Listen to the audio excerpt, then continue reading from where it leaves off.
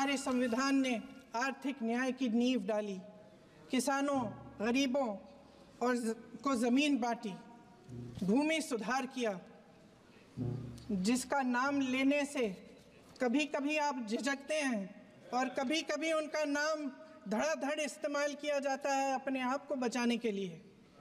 उन्होंने HAL, BHEL, SAIL, GAIL, ONGC, NTPC, railways, IIT, IIM, oil refineries, तमाम PSU बनाए।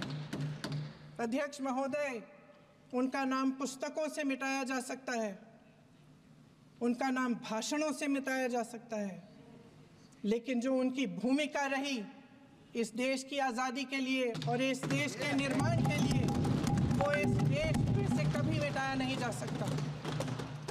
75 सालों में जनता का भरोसा रहा कि नीतियाँ बनेंगी तो जनता की भलाई के लिए बनेंगी। जल जंगल ज़मीन का अधिकार मिला आदिवासी भाई बहनों को। इंदिरा जी ने बैंकों का राष्ट्रीयकरण करवाया, खदानों का राष्ट्रीयकरण कराया।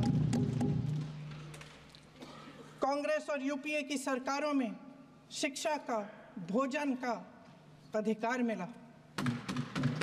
75 सालों में जनता का भरोसा मिला।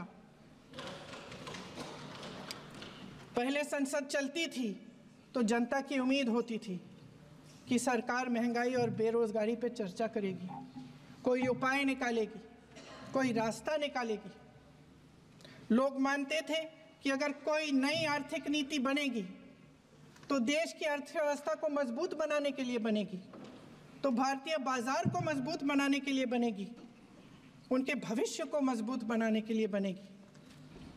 किसान और आदिवासी भाई बहन भरोसा करते थे कि यदि ज़मीन के कानून में संशोधन होगा तो उन्हीं की भलाई के लिए होगा।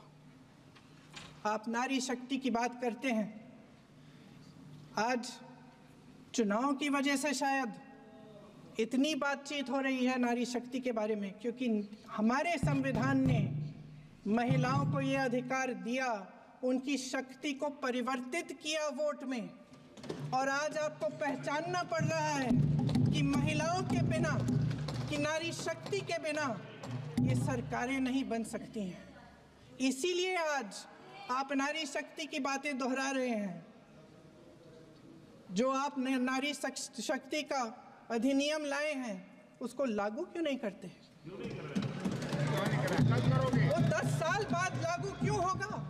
क्या आज की नारी 10 साल इंतजार करेगी उसके लागू करने के लिए? क्या बात है।